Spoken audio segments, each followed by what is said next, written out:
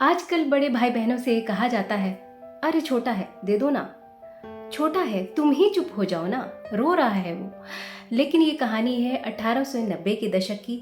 उस जमाने में बड़ों की इज्जत उम्र से होती थी, काबिलियत से नहीं। उस जमाने में छोटों को बड़े के सामने चुप रहना सिखाया जाता था। और इस चुप रहने से बच्चों का क्या फायदा होता है, बड़े मजेदार तरीके से सुनाती है मुंशी प्रेमचंद जी की ये कहानी, बड़े भाई साहब। तो लेखक के भाई साहब उनसे उम्र में 5 साल बड़े थे। पढ़ाई लिखाई में वो मेहनत बहुत करते थे। हमेशा उनकी किताब खुली ही रहती थी।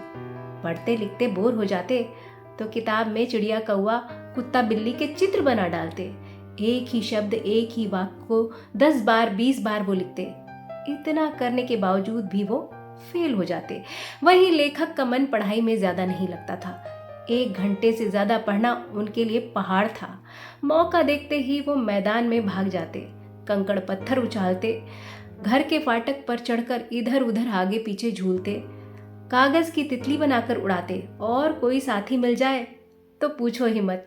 इतना सब कुछ करने के बाद लेखक हमेशा पास हो जाते। फेल हो होकर भाई साहब अब लेखक से 5 की जगह बस 3 क्लास आगे थे। खेल कूद कर लेखक जब घर वापस पहुंचते तो भाई साहब की नसीहत चालू हो जाती। ऐसे अंग्रेजी पढ़ोगे तो एक शब्द नहीं आएगा। अंग्रेजी पढ़ना कोई हंसी खेल नहीं है, दिन रात आंख फोड़नी पड़ती है। अरे घोंघा हो क्या, मुझे देखकर सबक लो, कितनी मेहनत करता हूँ। कभी देखा है खेल तमाशा देखते मुझे? ऐसे उम्र गंवानी है तो गांव जाओ और गुल्ली डंडा खेलो। लताड़ सुनकर लेखक टाइम टेबल बनाते, सोने उठने का, पढ़ने लिखने का, जिसका कभी वो पालन नहीं कर पाते। खेत की हरियाली, कबड्डी और उछल कूद उन्हें अपनी तरफ खींच ही लेती। सालाना इम्तिहान हुआ। इस बार तो हद ही हो गई।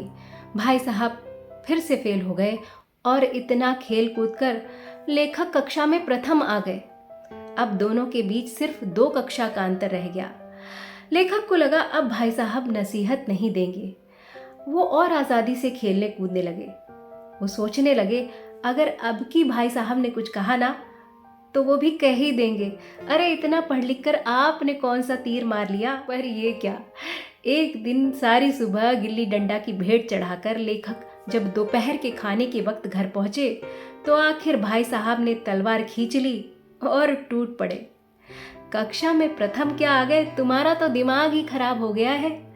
घमंड तो बड़े बड़ों का नहीं रहा। रावण भी बड़ा ज्ञानी था, घमंड ने उसका नामो निशान मिटा दिया। फिर तुम्हारी क्या हस्ती, एक दर्जा पास करके तुम्हारा सर फिर गया है। अरे मेरे दर्जे में पहुंचोगे ना तो अलजेब्रा ज्योमेट्री के लोहे के चने चबाने पड़ेंगे, अंग्रेजों का इतिहास पढ़ना पड़ेगा। 8 तो हेनरी हुए, कौन सा कांड किस हेनरी के साथ हुआ याद करना मुश्किल है। हजारों जेम्स विलियम्स चार्ल्स दिमाग के चक्कर लगाते हैं। कहेंगे समय की पाबंदी पर संक्षिप्त निबंध लिखो, और निबंध कम से कम 4 पन्ने का होना चाहिए। जो बात 4 लाइन में कही जा सकती है उसके लिए 4 पन्ने भरने पड़ते हैं। लाला मेरे दर्जे में आओगे तो आटे दाल का भाव पता चलेगा। भले ही फेल हो गया हूँ लेकिन उम्र में तुमसे बड़ा हूँ। संसार का मुझे तुमसे ज्यादा तजुर्बा है। जो कहता हूँ गांठ बांध लो वरना बहुत पछताओगे। लेखक के खाने का स्वाद बिगड़ गया, लेकिन मजाल है भाई के विरोध में उनके मुंह से एक शब्द न निकला। वो सब चुपचाप सुनते रहे। अपने ऊपर जो विश्वास पैदा हुआ था वो लुप्त हो गया। एक बार फिर से सालाना इम्तिहान का समय आ गया। इस बार भी भाई साहब ने बहुत मेहनत की, पर वो फिर से फेल हो गए और लेखक फिर से पास हो गए।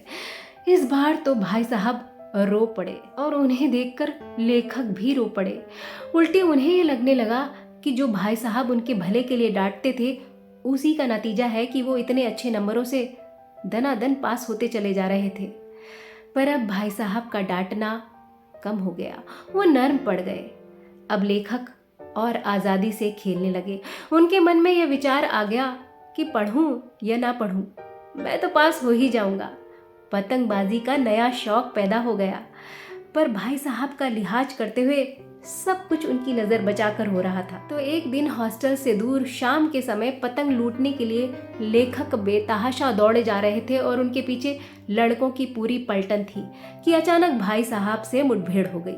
वहीं उन्होंने हाथ पकड़ लिया और ऊंची आवाज में गुर्राने लगे, इन बाजारी लौंडों के साथ ढेले भर की पतंग के लिए दौड़ते हुए तुम्हें शर्म ना आई? अरे तुम 8वीं कक्षा में हो, मैं कितनी 8वीं कक्षा वालों को जानता हूँ जो सुपरिटेंडेंट है, डिप्टी मजिस्ट्रेट है, समाचार पत्र में संपादक हैं, कितने विद्वान लोग उनके अंडर में काम करते हैं। भले ही अब तुम मुझसे बस एक क्लास पीछे हो, लेकिन हो सकता है कल तुम मेरे बराबर आ जाओ, मुझसे आगे निकल जाओ, पर फिर भी मैं तुमसे 5 साल बड़ा ही रहूंगा।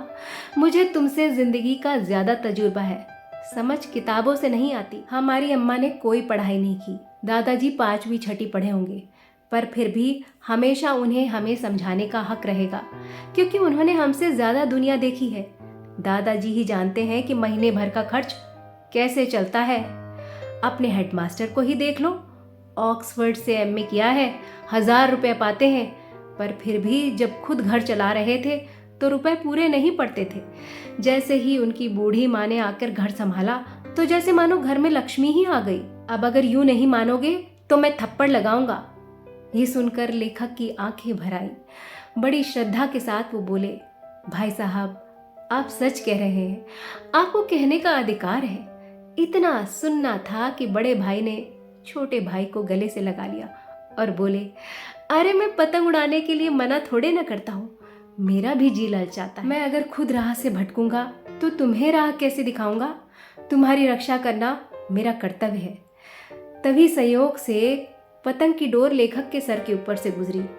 भाई साहब लंबे थे, पीछे पीछे लड़कों की फौज दौड़ी चली आ रही थी।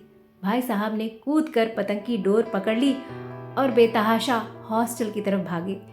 पहली बार भाई साहब को बच्चा बनता देख खुशी से लेखक भी उनके पीछे पीछे भागे। तो जिस संस्कृति में बच्चों को बड़े बुजुर्गों की इज्जत करनी सिखाई जाती है, उस संस्कृति में रिश्ते बहुत मजबूत होते हैं।